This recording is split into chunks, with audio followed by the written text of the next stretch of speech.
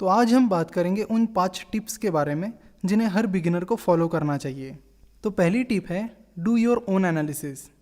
अगर आपको stock market में इन्वेस्टमेंट करनी है तो आप खुद कंपनीज का एनालिसिस करना सीख लो और आपके फ्रेंड्स, रिलेटिव्स, ब्रोकरेज फर्म्स या और किसी को भी ब्लाइंडली फॉलो मत करो। एक बात हमेशा याद रखना कि आपके पैसों की चिंता आपसे ज़्यादा और कोई नहीं कर सकता। इसीलिए अपना पूरा एनालिसिस करने के बाद ही अपनी इन्वेस्टमेंट डिसीजन लीजिए। हाँ, अपने एनालिसिस को आप ज़रूर बाकी इन्वेस्टर्स के साथ डिस्कस कर सकते हो और उस पर दूसरों की राय भी ले सकते हो। जैसे कि हमारे लाइफ में कोई इंपॉर्टेंट डिसीजन लेने से पहले हम खुद उस चीज़ को डिटेल में समझते हैं, उसका एनालिसिस करते हैं और फिर डिसीजन लेते हैं। हम दूसरों की राय लेते हैं लेकिन हम उन्हें ब्लाइंडली फॉलो नहीं करते।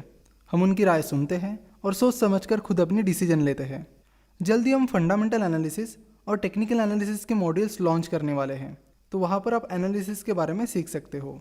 अगर आपको लगता है कि एनालिसिस करने के लिए मेरे पास टाइम नहीं है या किसी कारण एनालिसिस करना मेरे लिए पॉसिबल नहीं है, तो बेहतर होगा कि आप म्यूचुअल फंड में इन्वेस्टमेंट करो।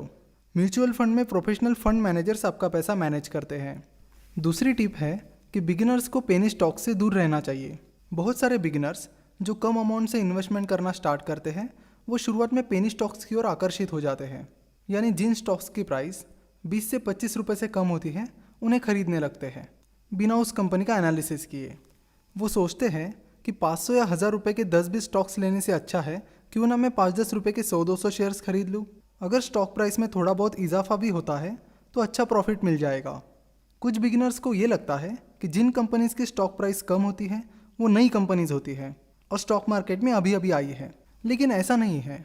जिन स्टॉक्स की प्राइस 10-20 रुपये से कम है उनमें बहुत सारी कंपनीज ऐसी है जो सालों से स्टॉक मार्केट में है, लेकिन लगातार खराब बिजनेस प्रदर्शन के कारण उनकी प्राइस 10-20 रुपये के लेवल पर आ चुकी है और उनका मार्केट कैपिटलाइजेशन भी बहुत कम हो गया है। पेनी स्टॉक में इन्वेस्टमेंट करने से पहले आप ये जान लीजिए कि अगर किसी स्टॉक की प्राइस इतनी कम हो गई है या कम है तो वो क्यों है। बहुत सारे पेनी स्टॉक्स की इन्फॉर्मेशन इजीली अवेलेबल नहीं होती है, जिसकी वजह से उनका एनालिसिस करना डिफ़िकल्ट हो जाता है।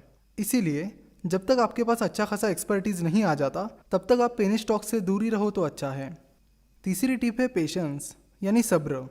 सारे सक्सेसफुल इन्वेस्टर्स के पास एक क्वालिटी कॉमन है और वो है पेशेंस। सही वैल्यूएशन पर स्टॉक खरीदने के लिए आपके पास पेशेंस होना बहुत ज़रूरी है। जब हमारे पास पैसे होते हैं तब हम जल्दबाजी में कोई भी स्टॉक किसी भी वैल्यूएशन पर खरीद लेते हैं। मिस्टर वॉरेन बफेट, जो कि दुनिया के सबसे सक्सेसफुल इन्वेस्टर हैं, उन्होंने कहा था कि जितनी उनकी सक्सेसफुल इन्वेस्टमेंट्स है उससे ज़्यादा कैश उनके पास है और मिस्टर बफेट पेशेंटली वेट करते हैं। अगर आप लॉन्ग टर्म इन्वेस्टर हो तो आपको अपनी इन्वेस्टमेंट को परफॉर्म करने के लिए टाइम देना होगा। इसका ये मतलब नहीं है कि आप किसी भी ऐरे गहरे स्टॉक में इन्वेस्ट करके पेशेंटली वेट करो। चौथी टिप है don't start with large amount of capital. बहुत सारे बिगिनर्स पहले ही बहुत बड़े कैपिटल से शुरुआत करते हैं।